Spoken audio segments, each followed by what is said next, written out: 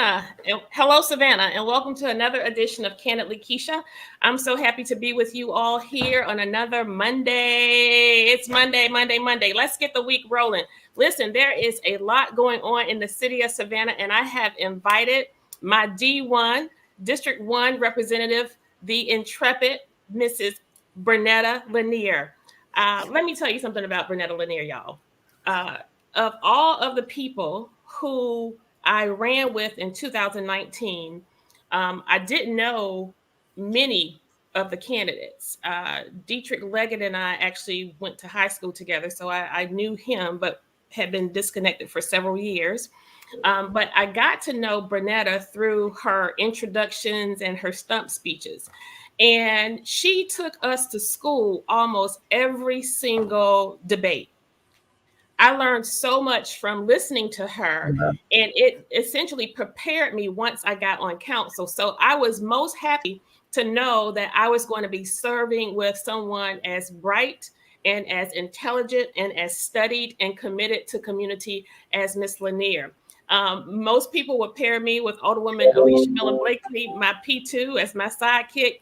At the end of the day, we are all committed to community, and it's just really delightful to be able to serve with you, Alderwoman Lanier. And so I asked for you to join me tonight as we start to talk about what I would consider an epidemic in our community with regard to housing.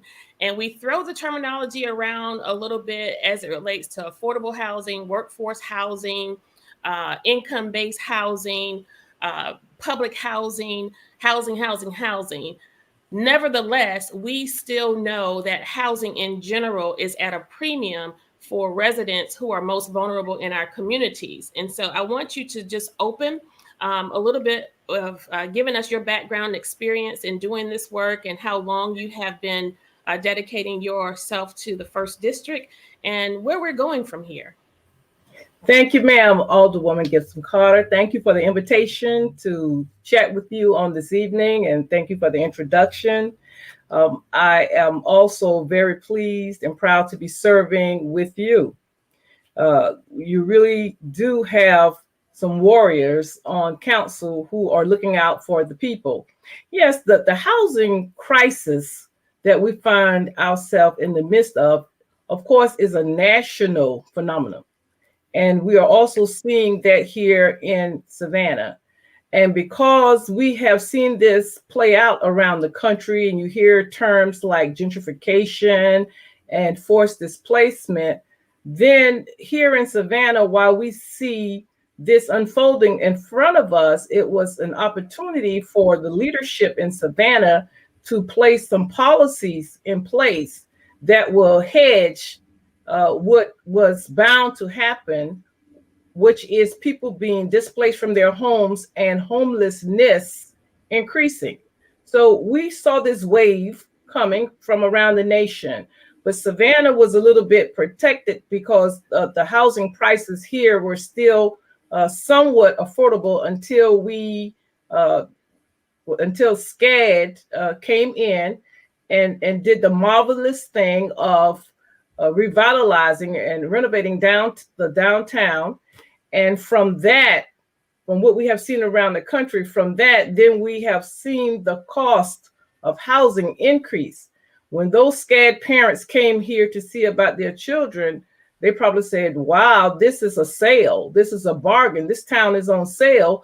Because when people come from places like New York and California, and they see the prices of the housing here in Savannah at least 10, 15 years ago, 20 years ago, of course, they probably could have considered those prices cheap.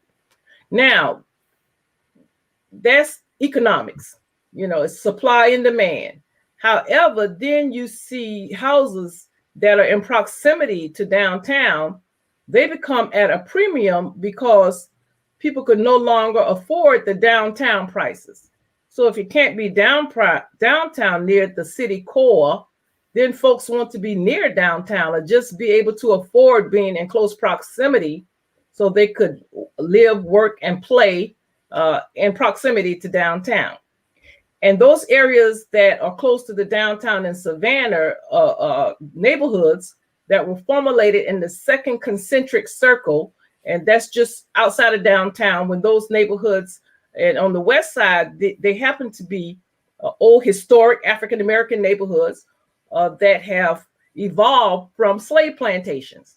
So the people there were mostly marginalized, low income people, the salt of the earth people, the people who sweat and built Savannah, the people who fed Savannah from sharecroppers. They were sharecroppers, slaves who turned into sharecroppers, who turned into just upstanding citizens who didn't have any bootstraps and still pulled themselves up.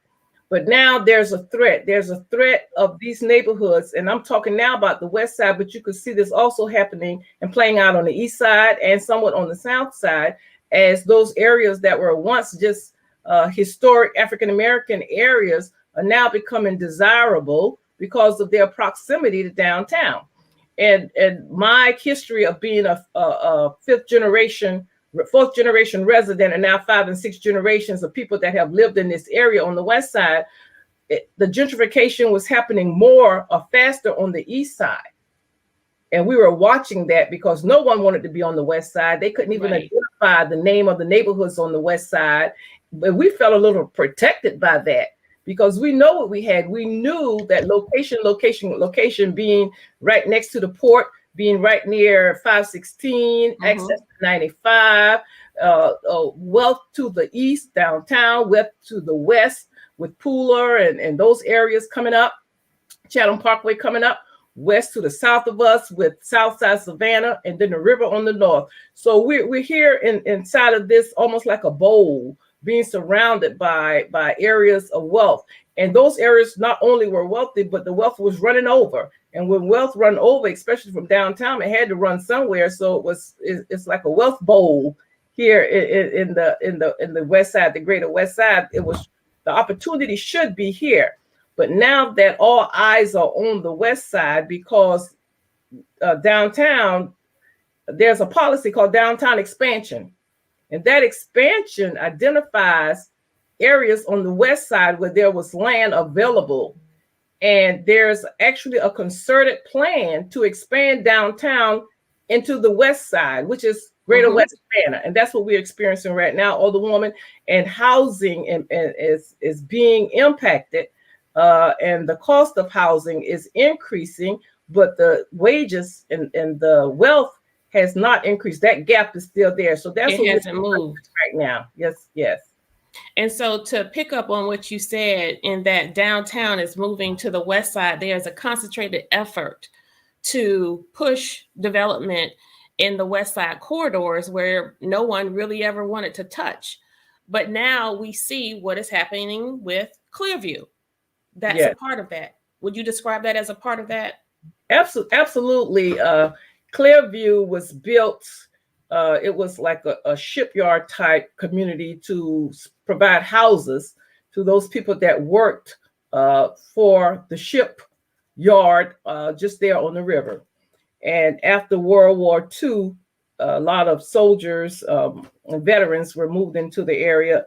There were Caucasians. I just don't want people to think this area has always been just about totally Black like it is now, because it was an area that was maybe 40% Caucasian. And we had actual Native Americans, full-blooded Native Americans that live in these areas. And through the 60s, they sort of left, or either that would be interested to find out what happened to the Native Americans who lived here. But in the 60s, we experienced white flight with school integration. And the whites did not want to go to school with the Blacks, and they moved away, and other Blacks moved in until what we have today, an area that is maybe about 98% African American. And Clearview is one of those areas in the Hudson Hills side of West Bay Street. And the people now who are being displaced, that you probably have seen in the media, you know all about it, those people have lived there for quite some time. In that quiet area. Some in excess of 20 years. Absolutely. 20, 25. I think one's been there almost 40 years. A gentleman who will be evicted in the morning.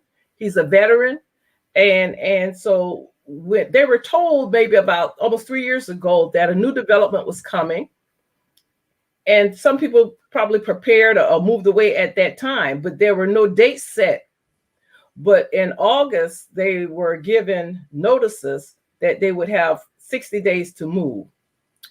And these people, through the pandemic, they weren't the people who were not paying their rent and just trying to build the system. These people, they continued to pay rent through the pandemic. These are what we call the working poor.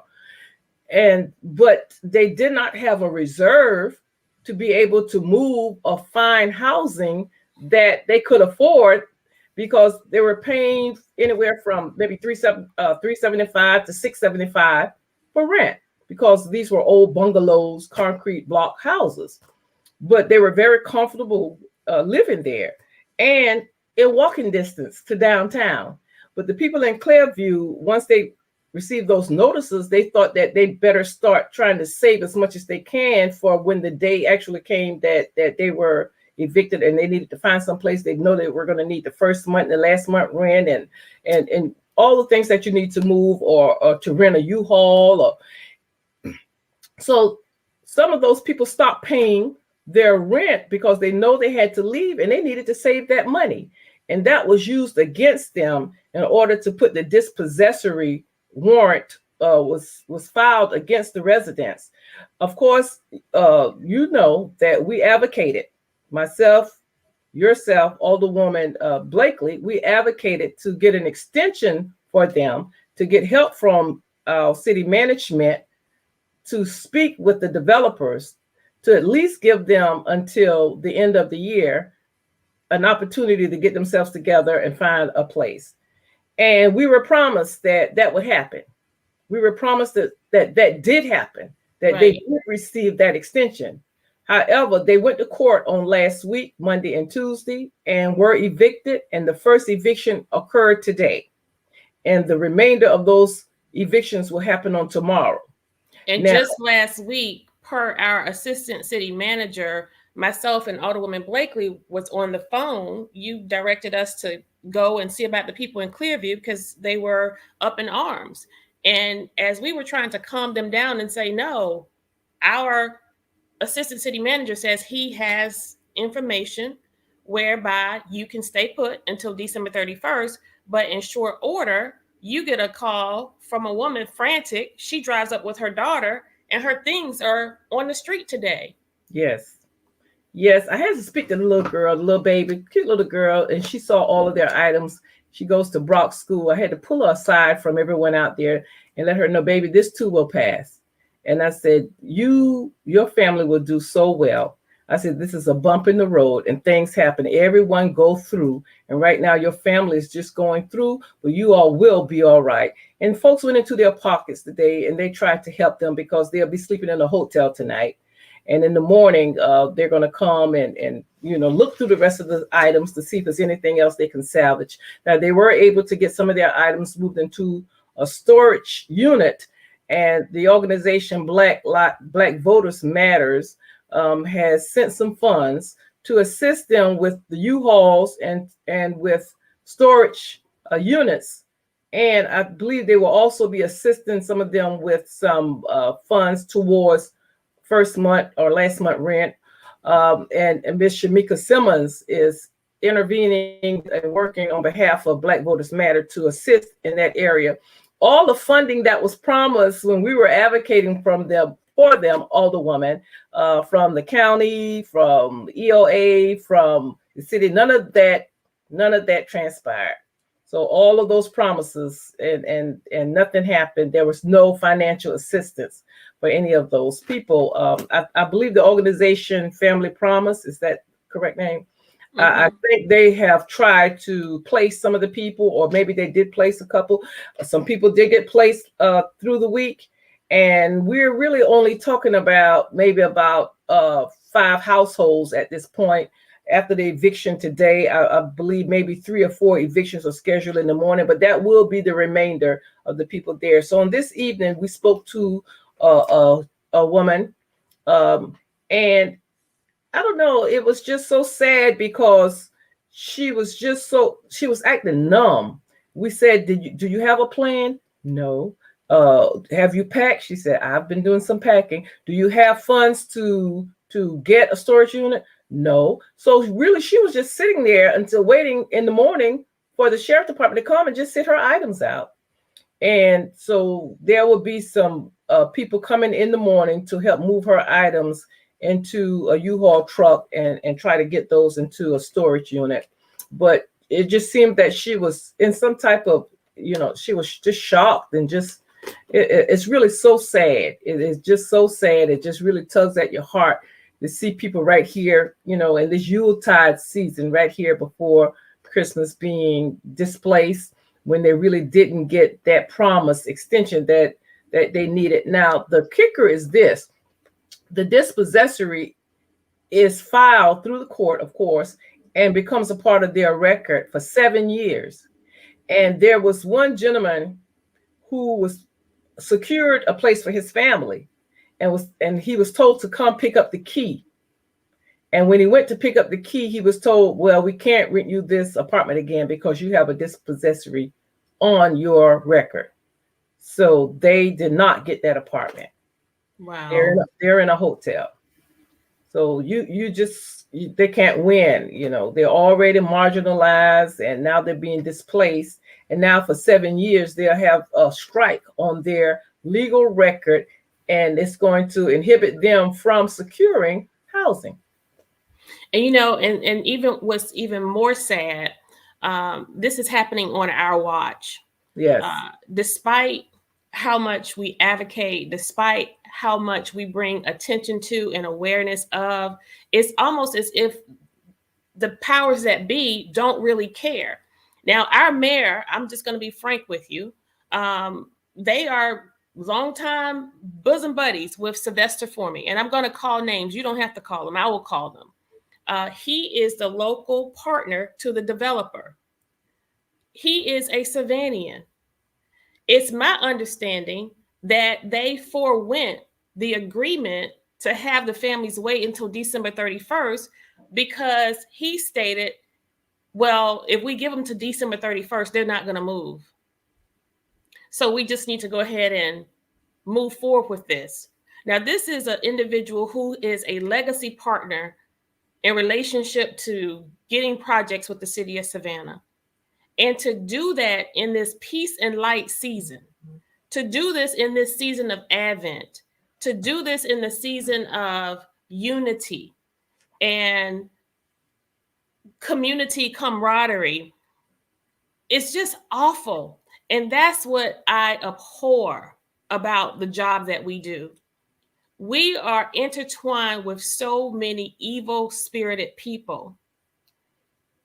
And it's not a matter of giving to those who don't have or offering up resources where we're these crazy liberals. What we are advocating for is just returning back to people their fair share. Because for far too long, the takers have just had it all. They do not want to share at all. And we saw that happen with the hotel motel tax, where of all the millions of dollars, how much was it? We were looking at 65 million. Was it? I can't remember. 7, close to 7. Yeah, that's correct. And all we were asking was for a meager $7 million of that to go toward providing some semblance of support to the hospitality workers. We justify and make everything else fit. And so the pieces I find problematic also are consistent with the fact that we are recipients of millions of dollars in relief funds. Yes. Where we are supposed to, via ARPA funds, CARES Act funds. Right now, the United Way is in position to receive almost $750,000, just short of $1 million from the city of Savannah. Those are the individuals, the entities that should have boots on the ground, be right there servicing those individuals. This is too little, too late. And so Family Promise, the United Way, they all knew that this day was impending. And so these families should not have been tasked with trying to find these resources at the last minute, because we've already extended resources to these giants that are supposed to go directly to the people. So where do we go from here? We have Weeping Time. The Weeping Time property is one other decision that this council made that's consistent with not having a heart for the people. We now also have on our hands Savannah Cottages, just off of B Road near Victory Drive. It backs into the Truman Parkway. Those residents will soon be displaced, in that we recently learned that the property has been sold to a developer whose plan is to come in, renovate the dilapidated properties. Right now, in my opinion, they're not fit for human habitation. Most of the individuals there have Section 8 vouchers, and I'm not really sure when Section 8 staff stop evaluating properties or going in and doing assessments. But if I'm walking in and there are holes on the floor, holes in the ceiling, rat infested, cats everywhere, like how is it that Earlene Davis just have free reign and she can just do whatever she wants to do? We have people right now in this city with Section 8 vouchers who cannot find a place to stay. They can't get a call back from the housing authority. Stillwell is still hell. One elevator is still working, and we're going on almost 3 months now for a high rise of over 200 seniors, some disabled. Yes. And now we have Parkside. Parkside is being threatened by a developer, Wardlaw, who's also a contributor to the mayor's campaign. I speak very candidly on this show, guys, and I'm going to keep it real. I am tired of just sitting down, idle, going along to get along, and pretending that this stuff is not happening while our communities, our neighborhoods are being sold out to development. Previous to our arrival, we know that the previous administration, where we keep referencing, because guess what? It doesn't feel different in this administration. There is nothing different in this administration but a task force that the old administration didn't do. Well, we need 5 votes, and we know that, and to garner any change. So let me say this, and anything that is happening or not happening is based on the majority of council. So if something is happening, then the majority of council is making that happen. If something is not happening, then the majority of council, again, is the cause. Now, who is that majority? If we're not getting the policies in place to protect our citizens, that's because we cannot get the majority of council to agree to do certain policy advance. So this is definitely what we're seeing is forced displacement. And it's forced displacement because, and you're looking into these people's face, this is the face of forced displacement, because they do not desire to move. And when people do not desire to move, it's almost a human rights issue. So the president of this nation, how dare he go to China and criticize them? How dare we as Americans criticize any other country about their human rights records when we have people living like on President Street and we putting people out like the people in Clearview? We do not have the moral authority to tell anyone else about the way they are treating their citizens. And the citizens here in Savannah, they're not just the stakeholders, they're stockholders. Our tax dollars tell us that we are the stockholders in this corporation. And if we're not getting an equitable return on our public investment, then we need to look at the board of directors, and that's city council. We need to look at we need to change our board. We need to put some people there that's going to make sure that we get an equitable return on our public investment. And that's in any corporation.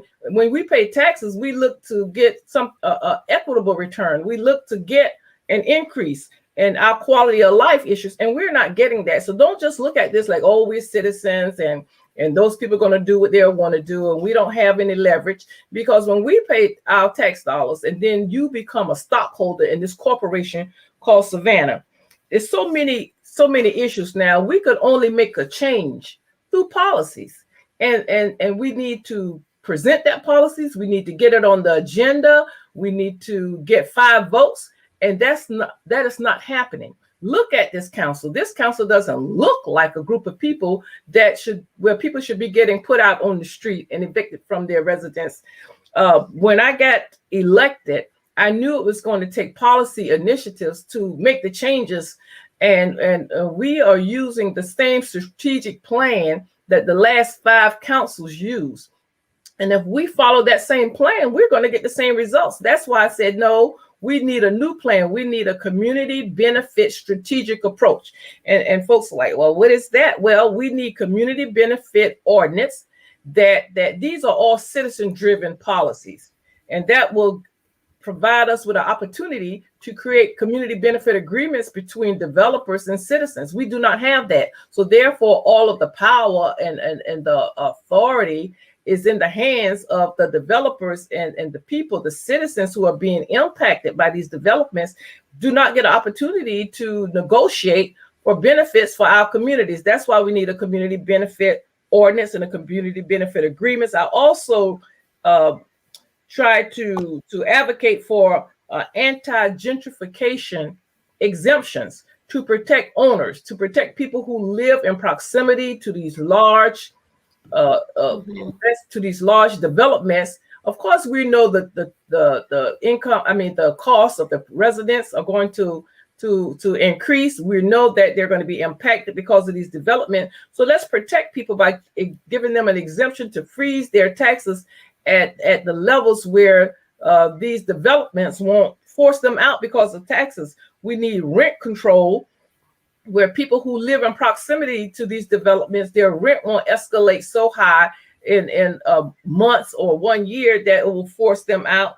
We need inclusionary zoning to have these developers set aside X amount of housing that are affordable. So we'll have mixed incomes in these developments, and they won't all be so extreme that low income people or moderate income people couldn't live there. These are policies that we need to put in place. We're working on the impact fees, and thank you for your advocacy on that, Alderwoman Gibson Carter. But then now we have landlords who would not accept vouchers. And that's not just happening in Savannah, it's happening around the country. So we need an ordinance that is anti-income source bias. There's a bias to where that income comes from because it's real income, but people do not want to take those. So we need an ordinance to allow, don't allow that bias, don't allow a landlord to discriminate because my incomes come from a voucher and yours come from your job. You shouldn't be able to discriminate on where someone's income come from. Right. So we have to put an ordinance. We need these policies in place to protect people. And all of these have been presented since we got elected to our other city managers, and they just pushed them aside and ignored them. We couldn't get these on the agenda, and you know what we've been up against. But I'm so glad that we have a new city manager who understands these are thought out, best practice, equitable policies that protect people, and he gets it. And so I'm glad that we're having this conversation with him. And we are starting to at least get him to recognize and staff to recognize we just weren't trying to be difficult and arguing and trying to have a disgruntled council. We're fighting to change the trajectory of what's been in place in the last 20 years, 30 years in Savannah, because it has not served to help us with our poverty rate. It kept people in poverty. So I would veer to say, Alderwoman, that the city council or city government has been a part of a predatory type gang that has not put the equity policies in place to help its own people, but they have leaned more towards developers. And so we have not entertained smart growth and development.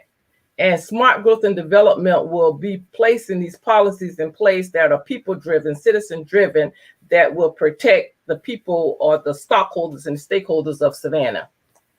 And and as I listen to you and digest all of that, I go back to driving around the city in moments where I get literally sick to my stomach.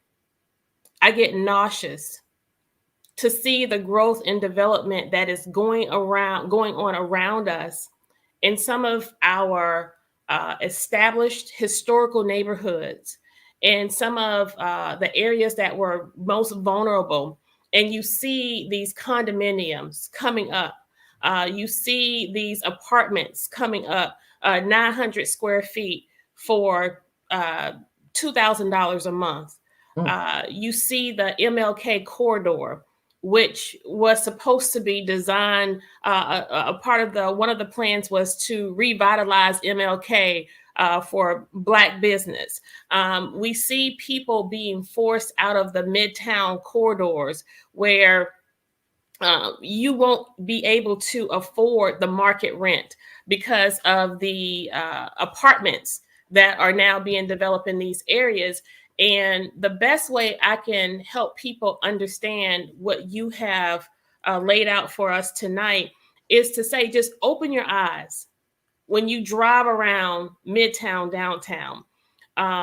Before long, it's even going to be the South Side. I think there is a calculated effort to push people who are not in a certain income bracket. I don't even think it's about race. It's about economics. Economics, absolutely. And one of the things I have been saying as of late is Black elitism is worse than racism.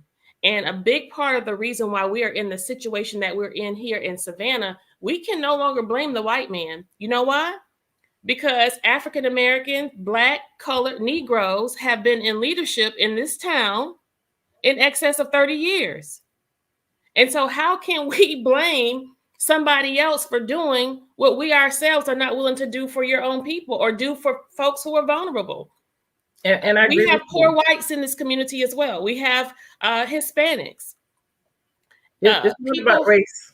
Go ahead. Yes, it's no longer about. And so now we see the selfishness when it comes to the economics when it's broken down in that way.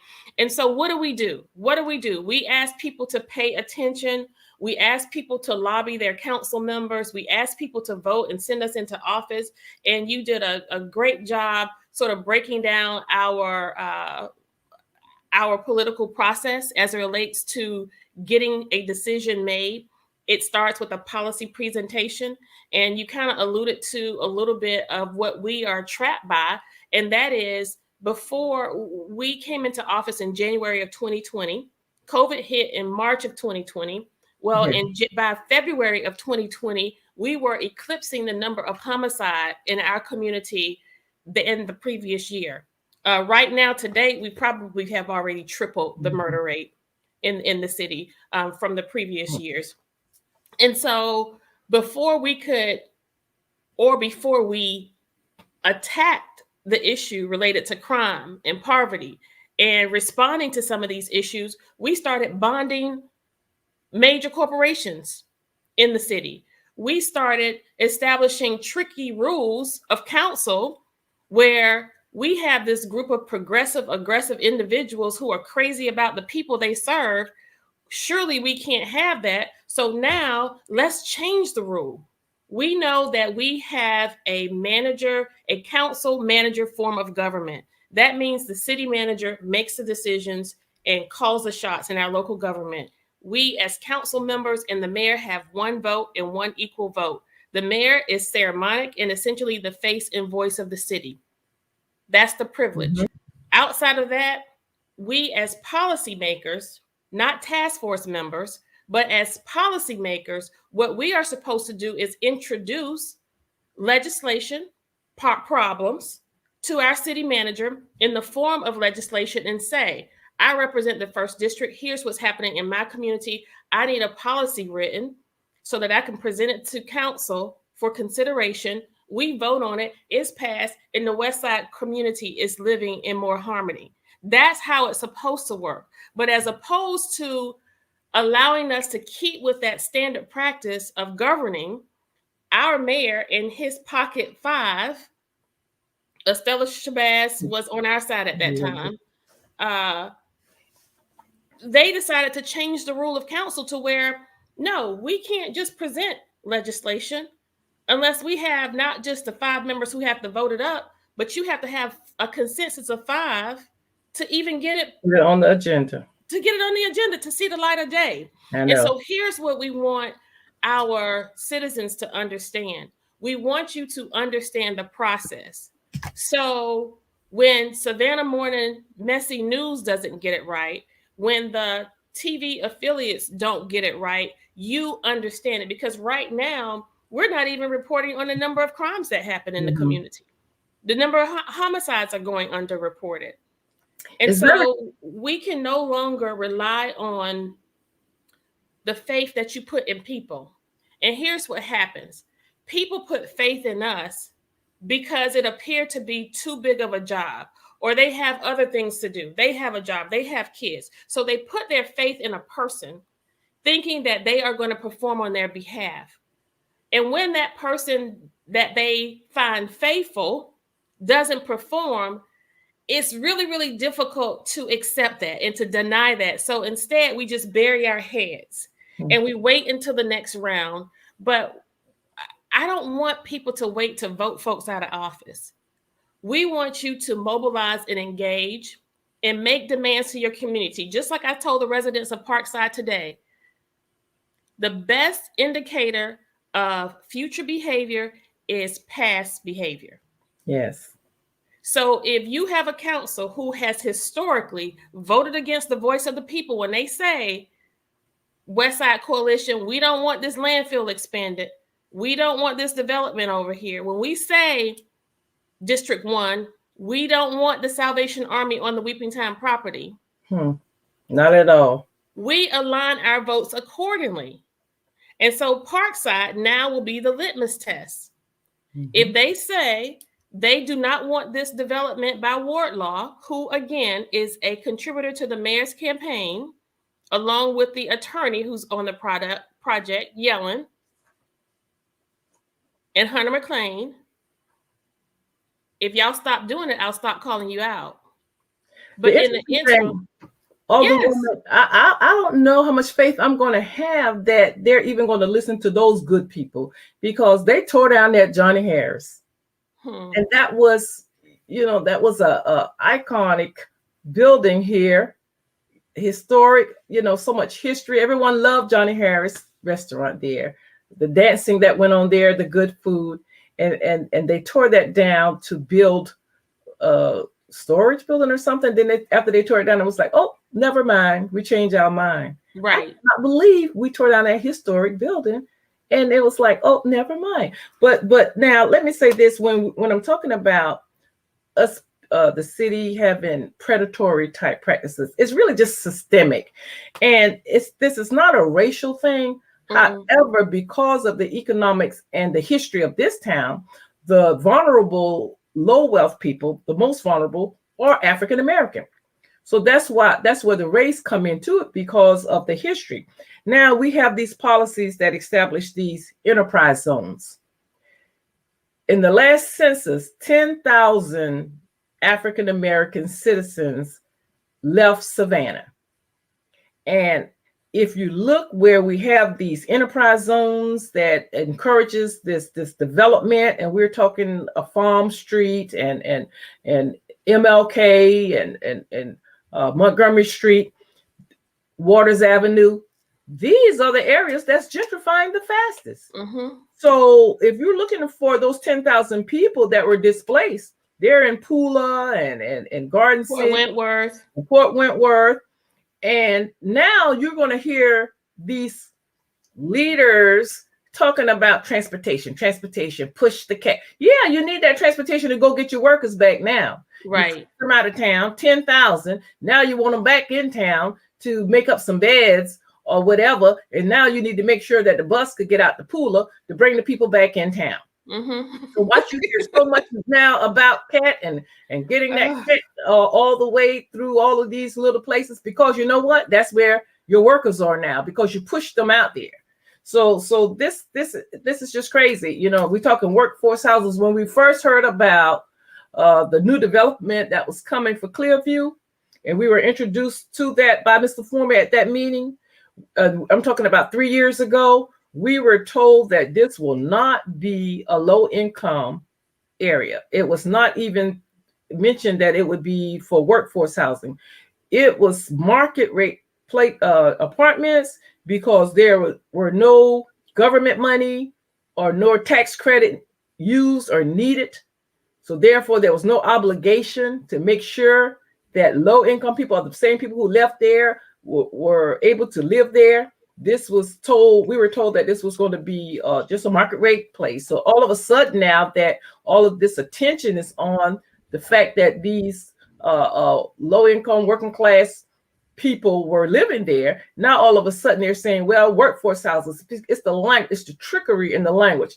We were not told anything about workforce anything. This was just market rate, because that's where they were going to make the most money. mm-hmm. So that's just another point. But we have to, if we could put a policy in place like an enterprise zone that pushes people out, we could put policies in place that protect people. But we have not done that. We haven't even had an opportunity to create policies. The policies are being made by these task No. force, we're just sitting there. And when we're being presented with the findings, we're just asked to vote up or down. We don't have it. We're not saying, well, let's tweak this. We can't say, let's look at this in a cafeteria style, and let's pull that from the task force, because I like that. That makes sense. But my residents over here, they need this. Let's not do that. Let's not put vending machines in the community to give fresh fruit and vegetables through a vending machine. Who wants that?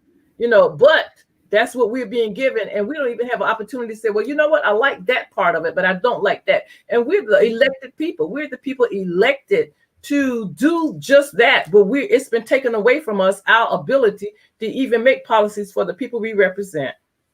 And that's what I regret so much, because I have seen your work. I've seen your the policies that you put together, and I can only imagine if ever they saw the light of day. I feel like we're a little bit closer now. We would be so much closer. And when you talk about policies for exclusionary zones, we know that we actually have uh, not exactly a policy, but we do have somewhat of an offering via the federal government in opportunity zones. But even in the opportunity zones, we still are not garnering the full benefit, in that we have developers who are building and growing their businesses in opportunity zones and not returning the community benefit, which is required.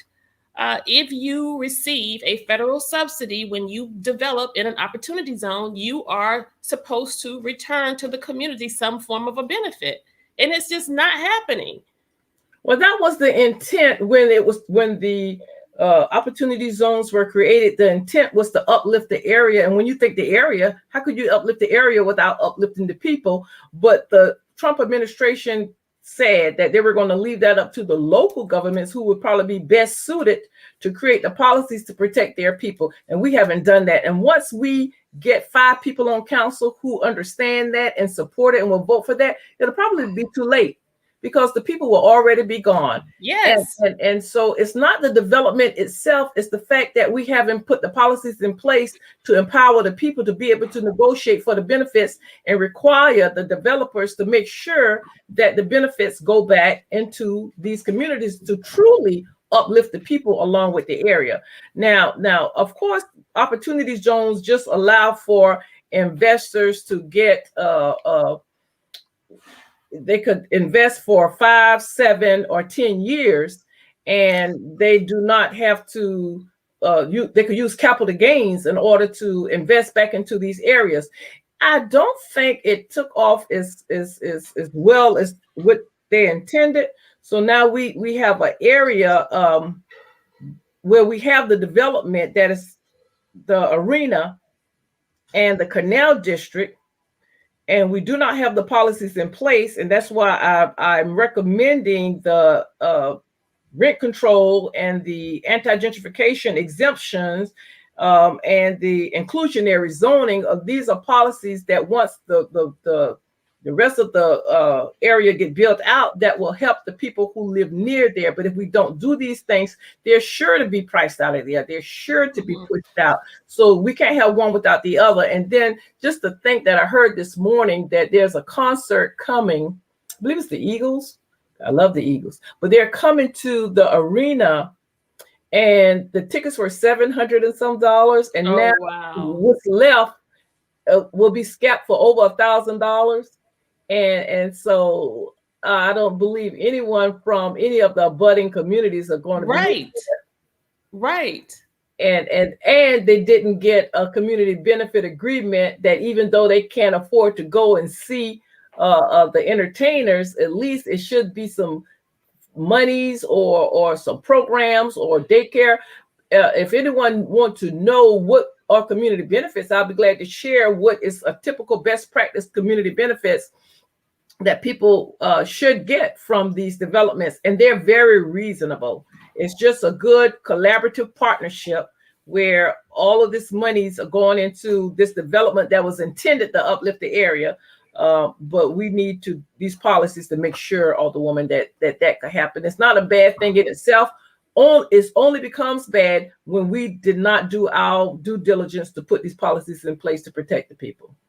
And I feel like it's our duty to inform the public of how things are playing out, because if you allow the narrative to be framed in a manner of which this government is currently operating, and that's a lot with smoke and mirrors and gaslighting. I consider a lot of what goes on here gaslighting. Yeah. You're just leading the people down this dark, smoky road. But we have a tendency to now believe that nothing can happen unless it goes through a task force. But that's as far from the truth. You did not elect task force members.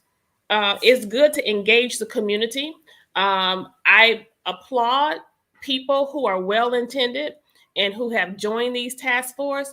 I just challenge you to make certain that whatever you are doing is goal-oriented, objective-oriented, timelined.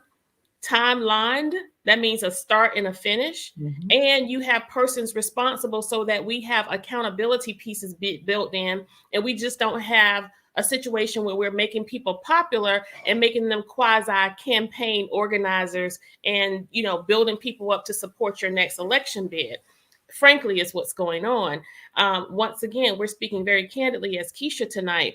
And so what we want to do is help our citizens understand and recognize the method and the manner of which our government is supposed to operate. And we want you to take your rightful place within this government.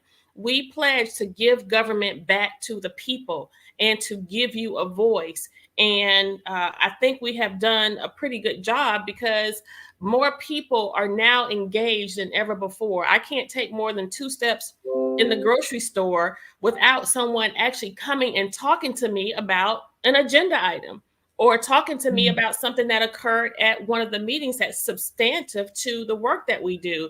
And so I'm proud that we have been able to raise up an electorate who are smarter, who are more knowledgeable, and who do not have to be told and who do not have to be led. They just have to be given access. And so we've opened the doors of City Hall, and we've peeled back the gold off of the dome, and we have invited people into the house.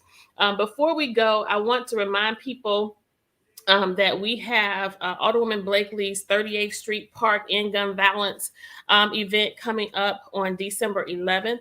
And we also want to acknowledge that there is a tax sale tomorrow morning, starting at 9 o'clock. Unfortunately, we were not able to stop the tax sale. So if you have received, and that's another thing, Alderwoman Lanier, again, and people's property is being sold on the steps tomorrow for as little as back taxes of $700. Wow. $700. And I think that the highest amount in arrears is $2,000. And so Um, selling people's property at a time like this, again, when we've received this major bailout in the state, in our city, in our county, I think is just awful. And so what we want to do is, if you are an individual who have a tax issue, please reach out to Alderwoman Blakely at 912-631-0731. That's 912-631-0731. She gives everybody her personal cell phone number. I can't remember the city one. But reach out to her if your property is on that tax sale for tomorrow. We want to share some information with you on how we can delay that or help you get it paid. We are also excited to announce that we are approaching the season of Kwanzaa Crawl. And so we want to thank all of the restaurants who are participating this year. We know that Kwanzaa is a heritage celebration of African American culture. We want to embrace it. I want to let everybody know that this event came as a result of my concern. This time last year, just like now, we experienced a great number of individuals dying on the streets to gun violence. And almost all of them were African American men and boys. And so, and as much as I was saddened by the fact that they were dying at the hand of gun violence, it grieved my spirit to know that they were taking each other out, right? And I thought, what is it? What is it that doesn't give a person a sense of pride where you would take out another Black brother? Like, what problem do you have, or must you have, or we can't just solve it, right? What is it that you and I go through problematically and we solve it without a gun? And the one thing that came to me is pride and the knowledge of who they are. Of self, absolutely. Pride and self, a knowledge of self. And if they only knew the struggles and the challenges, some may know it, but they don't recognize it, or they've forgotten it because our culture, our heritage, and so much about us have become so watered down that we have forgotten. And so we wanted to resurrect somewhat during the pandemic and interject in the lives of African American people who were slipping a little bit where they were concerned, and say, let's come together. Let's embrace each other, celebrate each other. But more importantly, for the participants, we wanted each of them to grab hold to these young men and just educate them and help them understand. And I know this touches you deeply. Your son was a victim of senseless gun violence. And we don't want to lose another life. And I'm very sensitive to this talk when I approach it with you, because I know, no, I don't know. I can only imagine that emptiness that you feel. It is definitely unspeakable. But I'm very proud of the young man that my son was. He was a scholar. He was artistic. He was very loving, very community minded.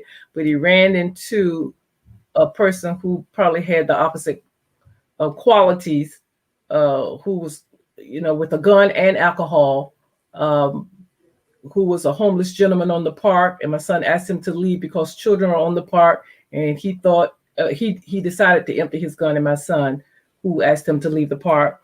So that happened in 2012. So the man that killed my son, these are the boys we need to reach.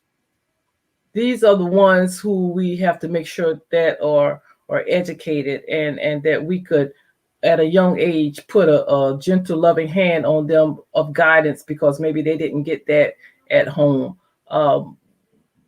And that's the work. That's the work in front of us, Alderwoman.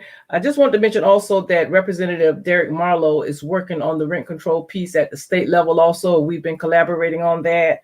And I also wanted to throw in before we leave that 15 years ago, this city was working with task force. There were numerous task force in order to document the disparity, document the conditions, and this was under Mayor Otis Johnson. And that council did, he did a great job as a academician of documenting what the situation was. So we know we didn't need to do that all over again. We needed to get to work, and so we 2 years in now, and we did not get to work on the findings that we already had from 15 years ago. We wasted 2 years, and of course the pandemic was upon us. However, we had the information already of what the situation is, and we needed to hit the ground running and move the needle, and we didn't do that. So here we are 2 years in, and we have a good city manager now, very promising young man, and I have a lot of hope in him, bless his heart, with what he has walked into. But I do believe now we had, I do believe, a relatively successful budget workshop, and we got, I can see evidence of our advocacy in the budget, but of course the devil is in the details. So how Yes. we administer that budget is going to determine whether we actually are true to what we say we were going to do in serving our people. So now we got to make sure that the culture is tweaked in the city to have our people who have all these years supported um, uh, uh, a city government that was not the kindest to its people, especially the people who are at the lower wealth end, to now coming up with a culture that works hard and dedicate themselves to the people of this city.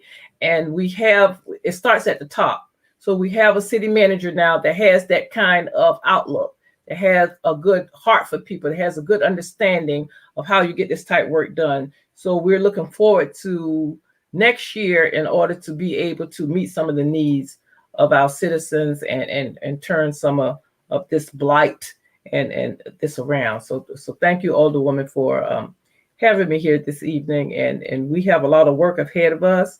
And Yes. you Oh have my to God. love people, because so many days you want to just throw your hands up in the air and say, you know Yes. what? I mean, we're working with spiritual wickedness in high places. And Mm-hmm. sometimes you just want to walk away from that. And then someone will walk up to you and say, thank you for what you do. You're doing a Yes. good job. And there we go again, just stressed out all over again. So that's what we live with. And that's what And serving. as much as I say to people, don't thank me for doing the job that I signed up to do. We get paid big bucks to do this work, a whopping $25,000 a year. and and listen, my insurance comes out of mine, so it's like probably doing those out to about $12,000 a year. But we'll take it, right? We'll take it. But truly, it's dedication from the heart, but less than that, more than dedication from the heart. I believe that we've just responded to the call. Yeah. We're on assignment and we couldn't leave it if we tried, because we are supposed to be where we are doing exactly what we're doing now. And three things I said I was going to do on a campaign trail, and that was to advocate, to educate, and to serve. And in advocating, that's fighting for things that people deserve in spaces where they are not seen. And in educating, it's not so much telling you what this means or what the definition of that is, but it is sharing information and exposing our citizens to a sector that they ordinarily would not have been exposed to unless I was sitting in this seat. And then by way of serving, that is making myself accessible. I can't think of very many places where we are not. Um, I think between you, Alderwoman Blakely, and myself, we generally make most of what we're supposed to go to. Who remembers? Because again, we're doing all of this and we do not have assistance at all. It was said that we have the secretary and her assistant, but no, they book our travel. And outside of that, and reminding us of to sign up for a class here and there, that's not the same level of support that we should have when it comes to representing the people. If we had that level of support, people would be supported even more. And so I Absolutely. say to the citizens of Savannah, you do not owe me thanks. You do not owe us gratitude. However, when it is offered in the midst of these challenging times when we are judged harshly and unfairly, it is certainly appreciated. So we thank you for allowing us to serve. And with that, we're going to say good night. And I know that y'all just don't know how hard I had to work to get Alderwoman Blake Lanier on here tonight.